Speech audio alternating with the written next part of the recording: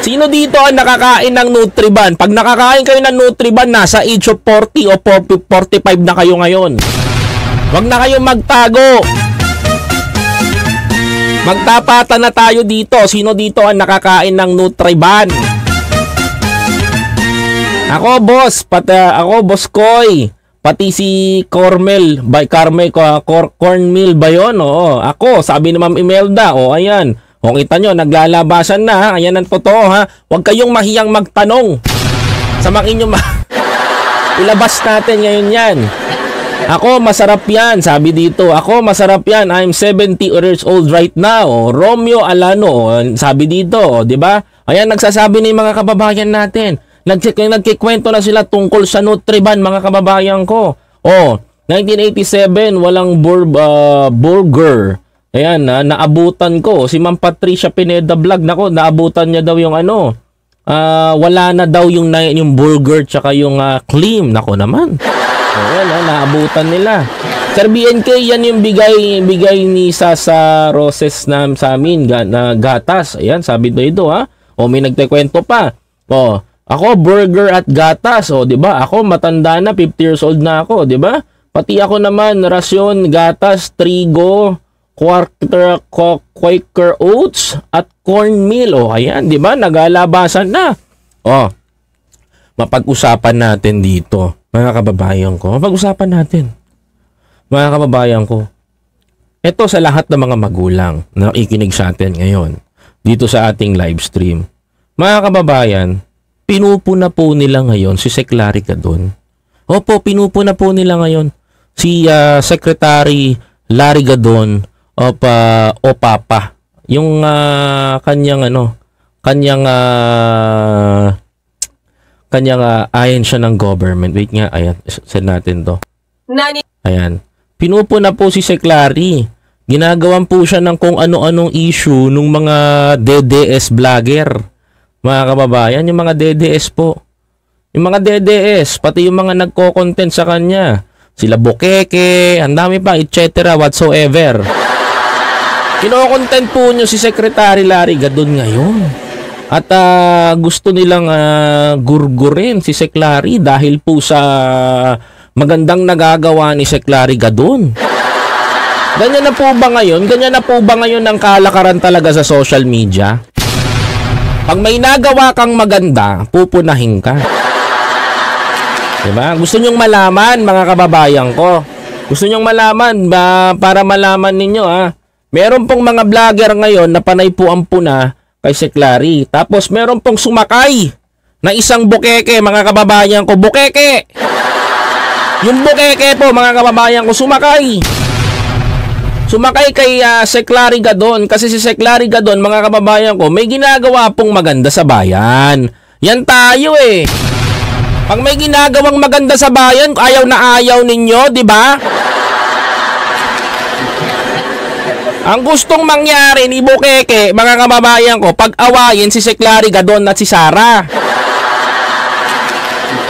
Oh. Kasalanan ba ni Secretary Gadon na may mga mayayaman sa Pilipinas pinagkatiwalaan siya at tinutulungan siya sa advocacy niya? Oh, gusto nyong malaman, mga kababayan ko, kay kwentuhan ko muna kayo bago ko i-play yan, ha? Kay kwentuhan ko muna kayo para malaman ninyo, mga kababayan ko, kasi nakakapika naman, nakakawalang gana naman na sabihin ng mga magagaling na mga content creator, mga magagaling na bumabanat kay Pangulo, mga magagaling na intrigero ng bayan, mga kapatid.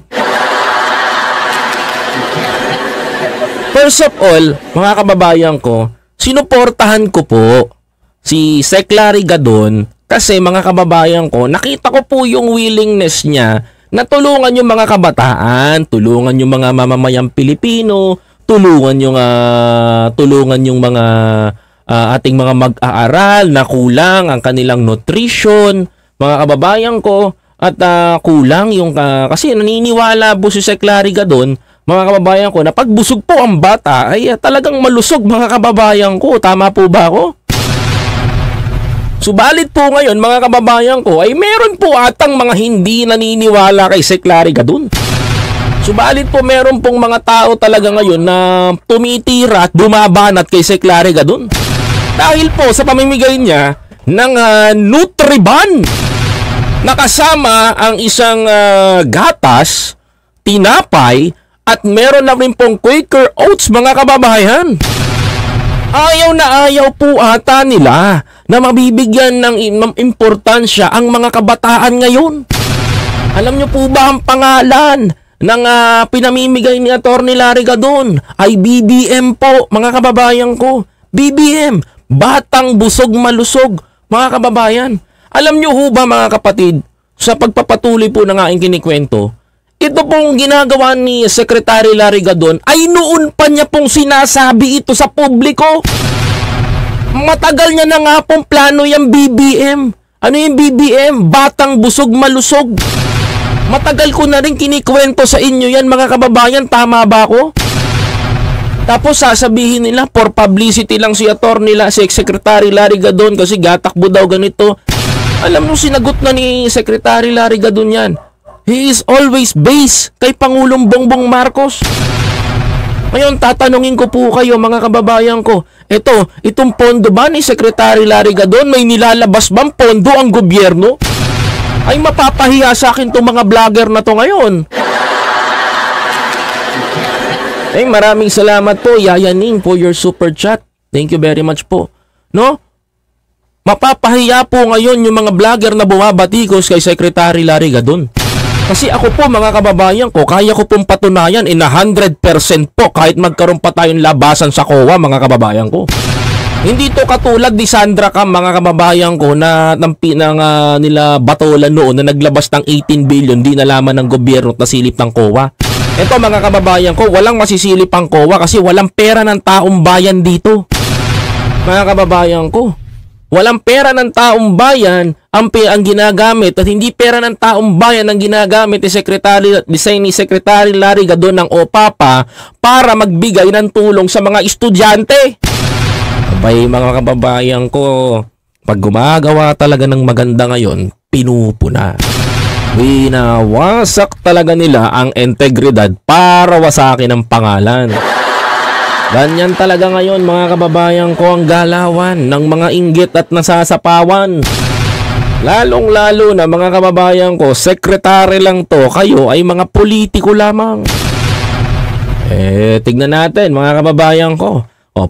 Panoorin nyo muna tong ilalabas ni Secretary Larry Gadon, ha? Mga kababayan ko, para maintindihan ng taong bayan. Tapos isaksak natin sa kukote nung mga vlogger na puna ng puna. Ay, nakakahiya naman kayo. May bagong Pilipinas na ho. Tapos na ho dapat yan. Tuloy.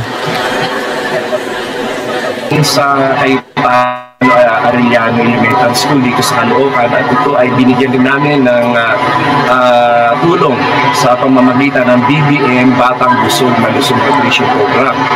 Kaya ako ay nananawagan sa mga vloggers na inyo ring ipakalat itong mensahe na ito upang magsilbi tayong halimbawa at inspirasyon para sa ibang mga may kakayahan, lalo na yung mga kumpanya na malalaki, at nang sa ganon ay gawin nila ang programa din ang BBM Nutrition Program.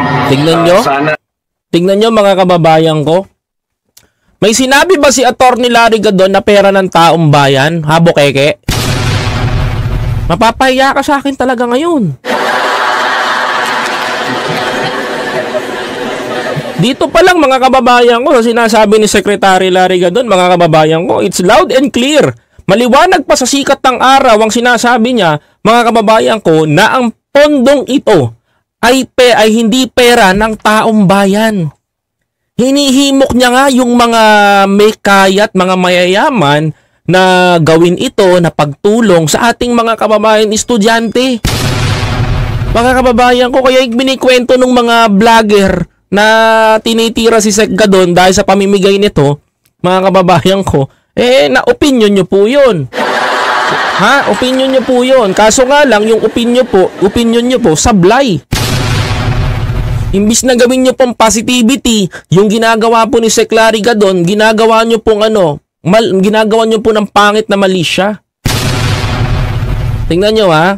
Ay gawin nilang corporate social responsibility ito at sana ay magbigay na sila ng tulong diretso na sa school.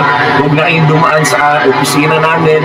Pwede naman kayong makipag-usap sa mga district supervisors at saka o district superintendents at sa mga principals at direkta na kayong makipag-usap at magbigay ng tulong. Oh, nakita ninyo? Ha? Nakita niyo yung sinabi ni Sec. Lariga doon?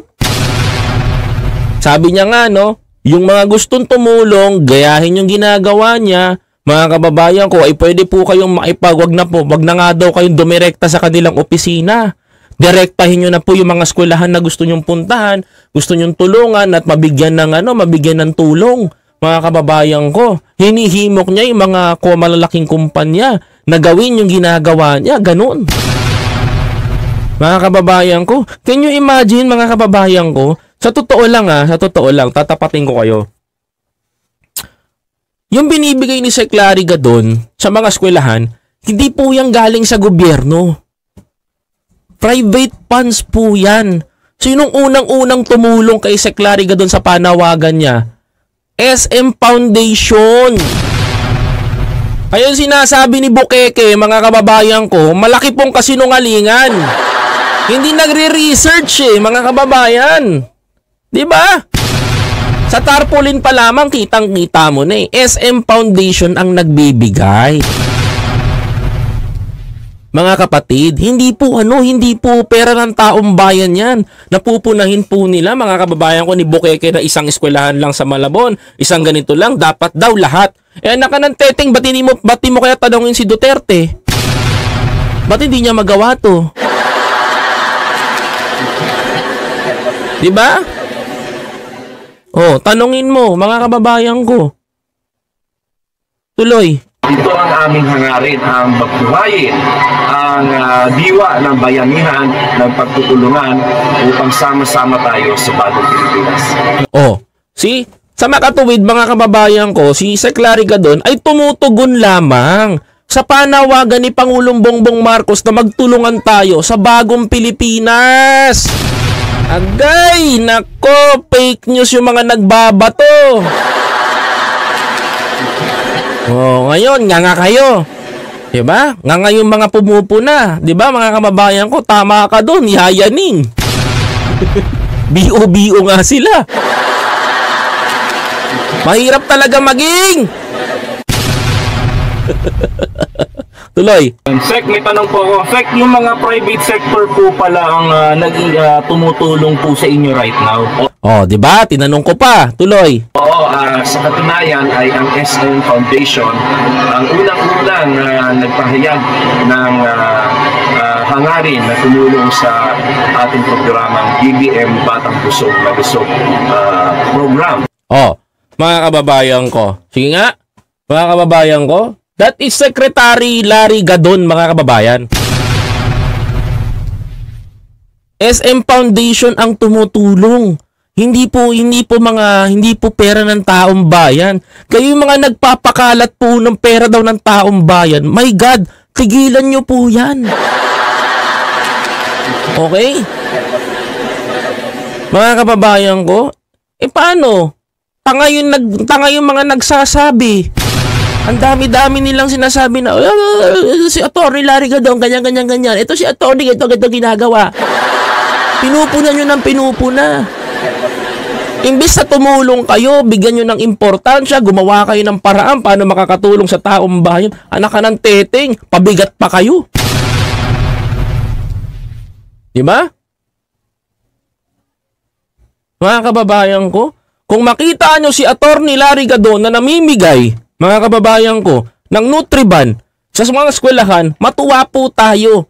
Kasi mga kababayan ko, china-challenge niya po itong mga kababayan natin, itong mga mayayaman na meron pong ganitong programa tayo, magtulungan tayo. Alam niyo po ba mga kababayan ko, nung nasa Payatas po kami, yung pinupuna po nito ni Bukeke, mga kababayan ko, yung pinupuna po ni Bukeke, mga kababayan ko, meron pong dalawang malalaking businessman nakasama po namin doon, mga kababayan ko, na silently, mga kababayan ko, na tumutulong. Can you imagine, may-ari ng mga pabrika, may-ari ng mga business sa Binondo, mga kababayan ko, ando doon because tumutugon sila sa panawagan ni Secretary Larry Gadon. Tapos itong mga magagaling lang bumoka sa social media para makapag-content at may mamema, sila pa yung mga magagaling mamuna. Ako, I challenge. Tina-challenge ko yung mga namumuna kay Secretary Larry Gadon. Sige nga, gawin nyo yung ginagawa ni Secretary Larry Gadon. Kung si Secretary Larry Gadon, mga kababayan ko, o doon sa mga YouTuber, sa mga content creator na kaibigan ko dito na pumpinupo na to si Secretary Larry Gadon, yung mga basher, yung mga namumunang mga vlogger ng DDS, yung mga dilawan dugyot balasubas supporter. Ha? Kayo? Ha? Ako na mauuna. Oh, ako, yung super chat ko dito, yung mga super chat na inipong ko, ilalaga ko dito sa programa ni Sec Larry Gadon. Challenge ko kayo, kaya nyo rin bang gawin? Mark my words, mga kababayan ko, gagawin ko to ngayon. Oh, ako, safety na ako, kompleto na ako. Tatanungin ko kayo, para lang may mai-content kayo at magkapera kayo, pupunahin nyo yung taong gumagawa ng tama. Ngayon, mga kababayan ko, tutularan ko yung ginagawa ni Secretary Larry Gadon kasi dapat naman talagang tularan. Biruin nyo, magpapakain ka ng mga estudyante, mga kababayan ko, para maging mabusog ang mga kabataan. Mabusog yung mga estudyante natin na susunod na kinabukasan ng ating bayan, mga kapatid. Buti nga si Secretary Larry Gadon, mga kababayan ko, nagpapamigay ng Nutriban, mga kababayan ko. Partida yung Nutriban, walang muka. Diba?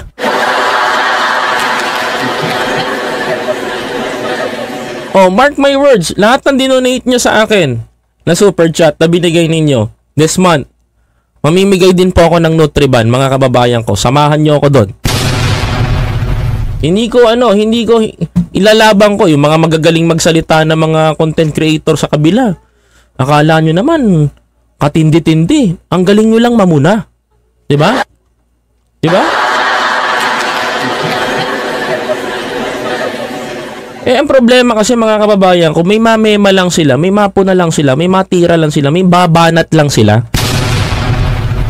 Kaso napahiya si Bukeke. Oy Bukeke, inahamon kita. Sige nga, pakilusin mo nga yung mga bataan mo dito. Mamigay nga kayo ng Nutriban. Mamigay nga kayo ng pagkain. Mamigay nga kayo sa taong bayan.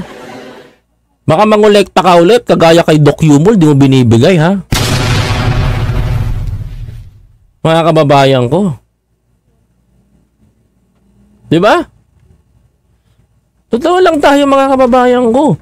Maganda yung nagagawa ni Sec Gadon, maganda yung ginagawa niya, pinipigilan ng ibang mga tao.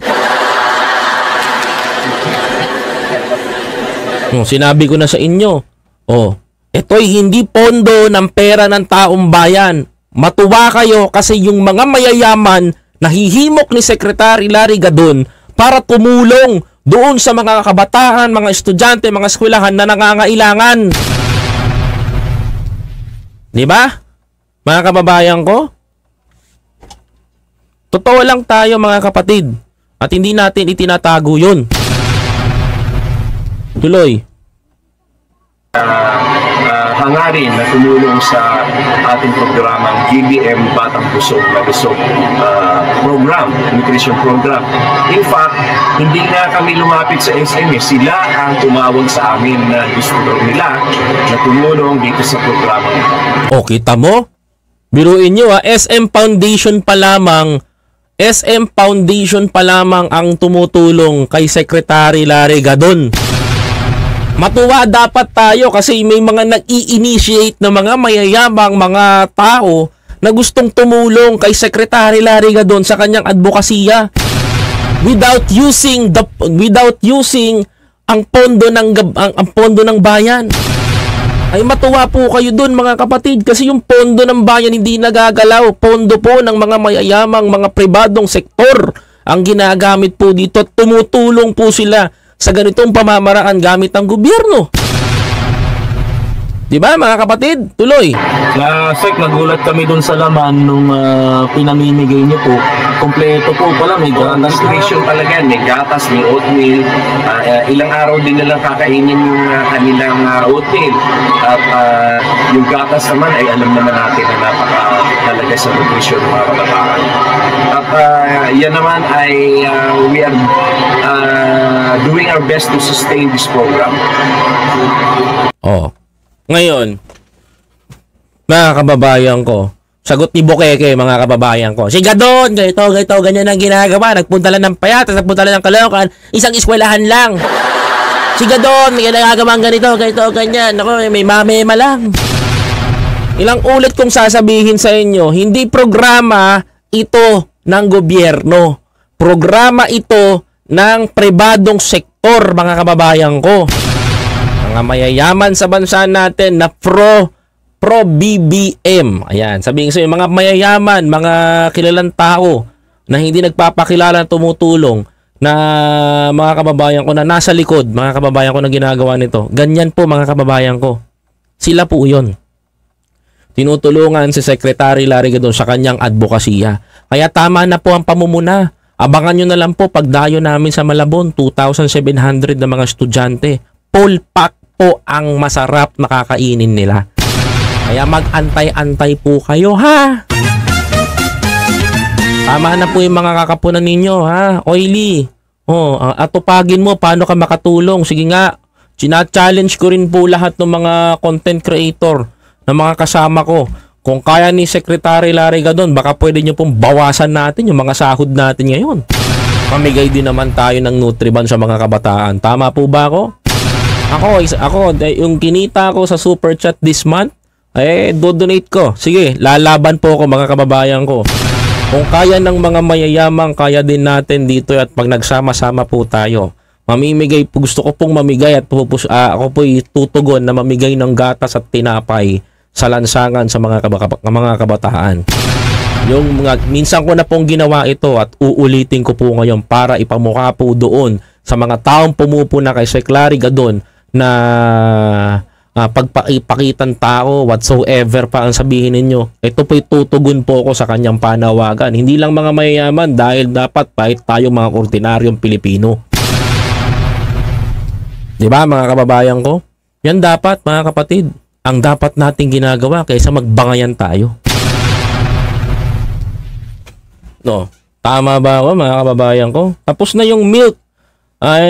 Soya, milk meron din. Natutuwa ako mga pwede bang mag-volunteer dyan, Koy? Yayaning, pwede po mag-volunteer. Wala pong problema kung kayo po'y nasa Philippines. Abay, pwede ko po kayong isama sa gagawin natin. Malawakan po itong pagpapakain sa mga bata, mga kababayan ko.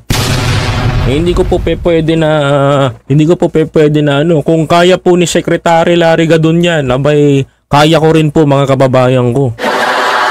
Di ba?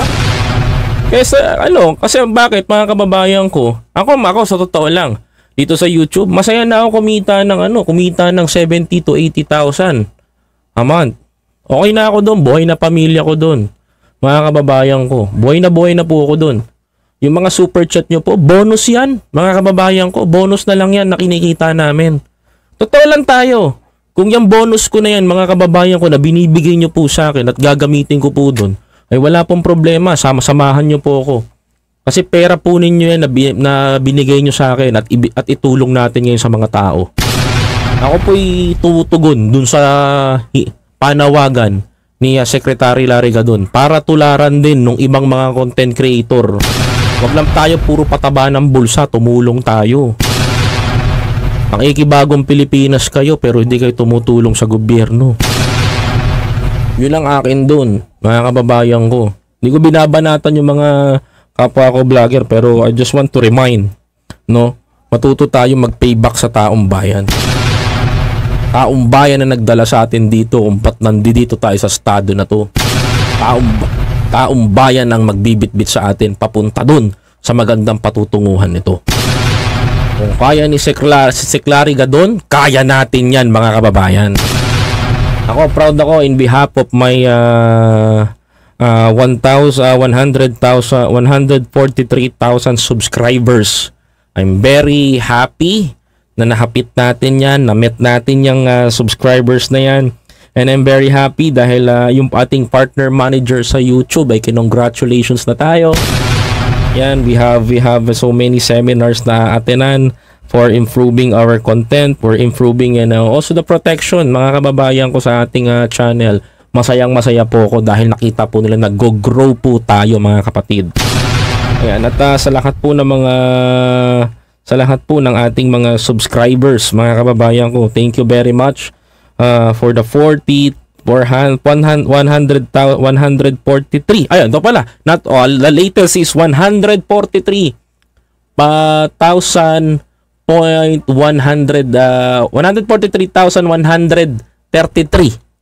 Okay, 133. Oh, ayan, oh. Ayan na para makita ninyo. Ayan, oh.